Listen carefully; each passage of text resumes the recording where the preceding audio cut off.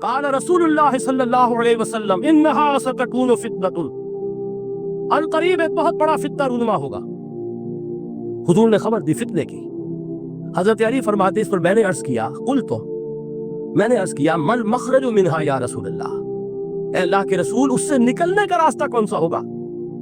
دیکھیے یہ لکھا ہوا ایگزٹ، نکلنے کا راستہ، اور عام طور پر آپ نے دیکھا ہوگا بڑے ہالز میں یہ سرخ روشنی ہوتی ہے، اس میں اس کا اہتمام کیا جاتا ہے کہ اگر خدا نہ خواستہ کو حادثہ ہو جائے لوگوں کو معلوم ہو نکلنے کا راستہ کون سا، یہ مخرج ہے۔ حضور نے خبر دی کہ فتنہ ہوگا۔ وہ دیکھیے میں ایک بات عرض کیا کرتا ہوں، ذرا توجہ کیجئے، ہمارا حال کیا ہے؟ ہم بڑے ریشنلسٹ قسم کے لوگ ہیں، یہ زمانہ ریشنلزم کا ہے۔ اگر ہم ہوتے تو کیا پوچھتے؟ وہ فتنہ کیا ہوگا، کیوں ہوگا، کہاں سے آئے گا؟ ہمارے سوال یہ ہوتے، کب آئے گا، کیوں، کہاں، کب، کیسے؟ ان سب کی حیثیت علمی سوالات کی ہے۔ بھائی کب آئے گا ایک علم ہے، کیسے آئے گا علم ہے، کہاں سے آئے گا علم ہے، لیکن اصل جو عملی اعتبار سے اہمیت والی شے ہے، بچاؤ کا راستہ کون سا ہوگا محمد رسول اللہ، یہ بتائیے ہم۔ مل مخرج منہا یا رسول اللہ، حضرت علی نے یہ نہیں پوچھا فتنہ کیا ہوگا، کہاں سے آئے گا حضور، کیوں آ جائے گا، کب آ جائے گا، نہیں، مل مخرج منہا یا رسول اللہ، اے اللہ کے رسول یہ بتائیے کہ جب وہ فتنہ رونما ہوگا تو نکلنے کا راستہ کون سا ہوگا؟ اس کا جواب ہے، ارشاد فرمایا محمد رسول اللہ نے، کتاب اللہ، اللہ کی کتاب ہے وہ مخرج، یہ کتاب ہے کہ جس کو تھامو گے تو فتنوں سے محفوظ رہو گے۔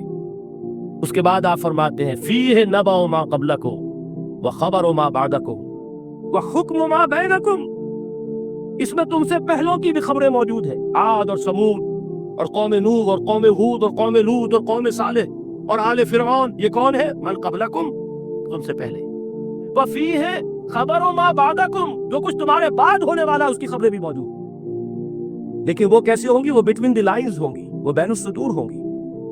ان کے لیے انسان کو، آپ کو معلوم ہے ایک عبارت میں سطور ہوتی ہے اور ایک درمیان میں ہوتا ہے، ان کے کچھ لکھا ہوا نہیں ہوتا۔ You have to read between the lines. Quran میں بعد میں آنے والے حالات بھی درج ہیں، لیکن اس طرح نہیں جیسے کہ پچھلے حالات درج ہیں۔ اس کے لیے ذرا ان ڈیپتھ پونڈرنگ اوور، غور و فکر اور تدبر کی ضرورت ہو۔ وحکم ما بینکم، اور جتنے اختلافات تمہارے اندر پیدا ہوں گے تا قیام قیامت، ان سب کا فیصلہ بھی اس کتاب میں موجود۔ وَهُوَ حَبْلُ اللَّهِ الْمَتِينُ وَهُوَ الذِّكْرُ الْحَكِيمُ، یہی تو ہے، وَهُوَ الصِّرَاطُ الْمُسْتَقِيمُ، سیدھا راستہ، اور کون سا؟ یہ قرآن تو ہے۔ ہر رکعت میں کہتے ہو اهْدِنَا الصِّرَاطَ الْمُسْتَقِيمُ، اور قرآن دیا ہوا اس پر غور نہیں کرتے۔ عجیب تماشا ہے ہمارا، نماز کی ہر رکعت میں اهْدِنَا الصِّرَاطَ الْمُسْتَقِيمُ، اور حضور فرمایا وَهُوَ الصِّرَاطُ الْمُسْتَقِيمُ، صراط مستقیم یہ قرآن ہی تو ہے، الذکر الحکیم یہ قرآن ہی تو ہے، وَهُوَ حَبْلُ اللَّهِ الْمَتِينُ، اور یہی ہے اللہ کی مضبوط رسی۔ آپ نے قاری صاحب سے وہ آیات سنی سورہ آل عمران کی، وَاعْتَصِمُوا بِحَبْلِ اللَّهِ جَمِيعًا وَلَا تَفَرَّقُوا، اللہ کی رسی کو مضبوطی سے مل جل کر تھامو اور تفرقے میں مبتلا نہ ہو۔ تفرقہ ہوگا تو کیا ہوگا؟ تمہاری ہوا اکھڑ جائے گی۔ آج آپ کو معلوم ہے دول عرب اگر یہ یکجا ہو جائیں، ایک دن کے لیے اسرائیل قائم نہیں رہ سکتا، امریکہ نہیں، امریکہ کا باپ اسے قائم نہیں رکھ سکتا۔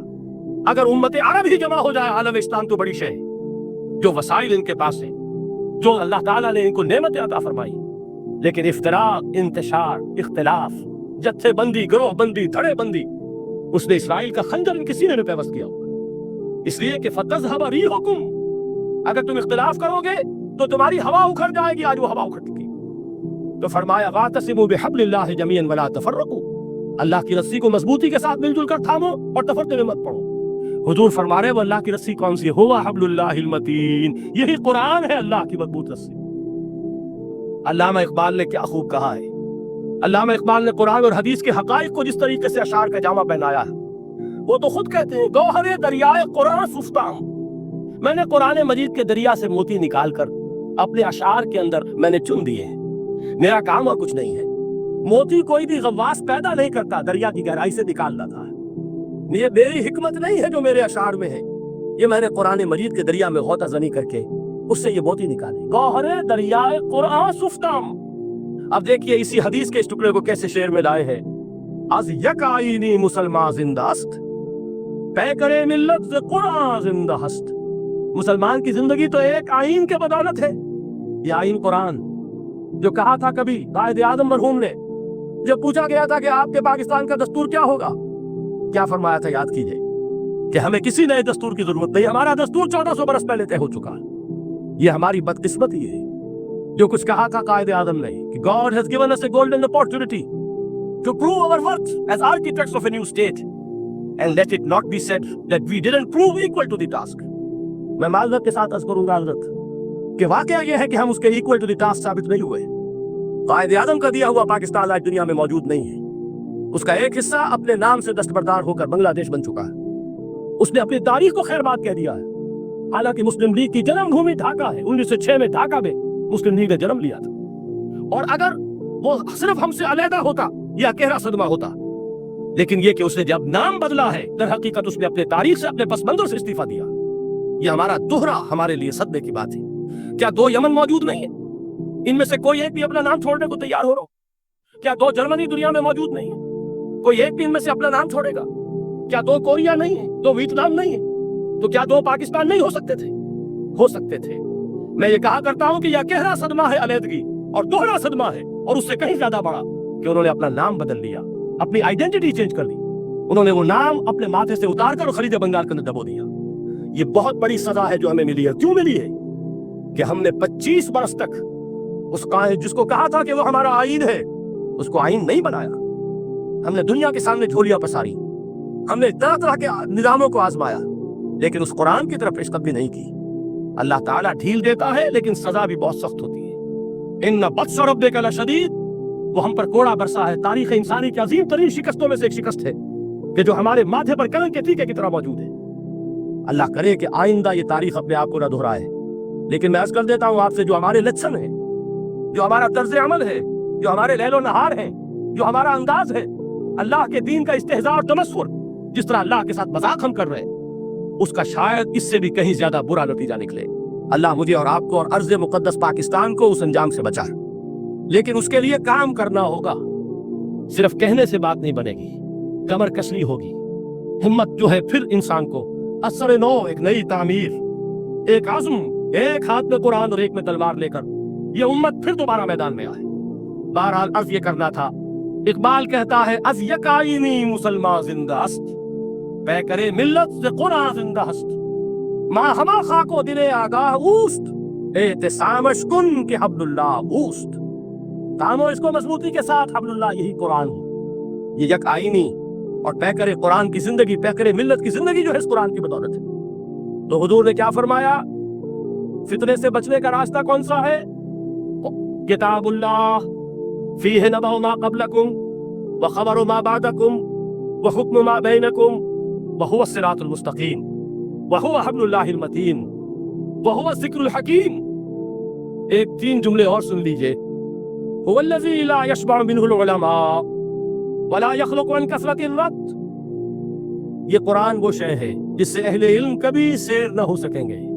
ولا تنقضی عجائبہ، اس کے عجائب کبھی ختم نہیں ہوں گے۔ یہ ہیروں کی وہ کان نہیں ہے کہ جو کبھی خالی ہو جائے کہ سارے ہیرے نکل چکے، اب مزید ہیرے نہیں ہیں، نہیں، علم اور حکمت کے ہیرے اور ہدایت اور حکمت کے موتی اس میں سے ابد الآباد تک نکلتے رہیں گے۔ ضرورت صرف کھودنے کی ہے۔ میں نے وہ لفظ استعمال کیا تھا، آج کا قرآن کھودنا ہوگا، آج کی ہدایت اس قرآن سے نکالنی ہوگی۔ قرآن جب نازل ہوا آن دی سرفیس، بالکل ظاہر وہ تھی اس کی ہدایت جو اس دور کے لیے ضروری تھی۔ ہمیشہ کی ہدایت اس کے اندر رکھ دی گئی ہے، اس میں مضمر ہے، اس میں چھپی ہوئی ہے، اس کے لیے تدبر کی ضرورت ہے۔ کتاب انزلناہ الیک مبارک لیدبروا آیاتہ ولیتذکر اولو الالباب۔ لوگ تدبر کریں، اس کی گہرائیوں کے اندر غوطہ زنی کریں۔ لا تنقضی عجائبہ، اس کے عجائب کبھی ختم نہیں ہوں گے۔ ولا یسمع منہ العلماء، اہل علم کبھی اس سے سیر نہیں ہوں گے۔ آپ کو سخت بھوک لگی ہوتی ہے اور کھانا کھانے کی تھوڑی دیر کے بعد اب آپ کا ہاتھ رک جاتا ہے، سیر ہو گئے۔ بہترین کھانا ہے لیکن نہیں کھا سکتے۔ اگر عام حالات میں وہ آتا تو کبھی نہ چھوڑتے، لیکن اب وہ آپ کا میزبان کہہ رہا کچھ اور نہیں، تناول فرمائیے ذرا یہ بھائی نہیں میں اب بھر چکا، یہ آپ کہتے ہیں کہ نہیں؟ حضور فرمایا یہ قرآن وہ شے نہیں ہے جس سے اہل علم کبھی سیر ہو سکے۔ ان کی پیاس بڑھتی چلی جائے گی، ان کے اندر quest of knowledge, search for wisdom بڑھتی چلی جائے گی۔ کبھی بھی انسان یہ محسوس نہیں کرے گا کہ مجھے جو لینا تھا میں لے چکا، بلکہ یہ کہ جیسے جیسے قدم آگے بڑھیں گے تہذیب کے، تمدن کے، علم کے، اتنے ہی قرآن جو ہے وہ آگے بڑھتا چلا جائے گا ہر دور کی رہنمائی کے لیے. لا تنقضی عجائبہ ولا یخلق عن کثرت الرد، بار بار کے پڑھنے سے اس پر بوسیدگی طاری نہیں ہوگی. دنیا کی اور کتابیں ہیں، ایک دفعہ پڑھ لیں گے، 2 دفعہ پڑھ لیں گے، 3 دفعہ پڑھ لیں گے، 4 دفعہ پڑھ لیں گے، پھر جی نہیں چاہے گی. لیکن یہ کتاب وہ ہے، امام شافعی کا میں واقعہ آپ کو سناتا ہوں. وہ یہ کہتے ہیں کہ ایک مرتبہ میرے ذہن میں یہ سوال آ گیا کہ اجماع کے لیے بھی قرآن مجید میں کوئی سند ہے، دلیل ہے؟ سب مانتے ہیں کہ اجماع جو ہے سورس ہے قرآن کے اسلامی قانون کی، جس پر کہ امت کا اجماع ہو جائے. تو کہتے ہیں میں نے 300 مرتبہ قرآن پڑھا اول سے آخر تک، صرف اس دلیل کی تلاش. 300 مرتبہ مجھے نہیں ملی. 301 مرتبہ جب پڑھ رہا تھا مجھے روشنی مل گئی. وہ یبتغی غیر سبیل المومنین کے جو الفاظ آئے ہیں، نولیہ ما تولی ونصلہ جہنم، جو کوئی شخص مسلمانوں کے راستے کو چھوڑ کر کوئی اور راستہ اختیار کرے گا ہم اسے اسی کے حوالے کر دیں گے اور جہنم میں پہنچا دیں گے. معلوم ہوا مسلمانوں کا جس پر اجماع ہو جائے اس کو بھی ایک سند حاصل. یہ مسلمانوں کا مجمع علیہ ایک راستہ ہے، اس کو بھی ایک سند اور دلیل کی حیثیت حاصل.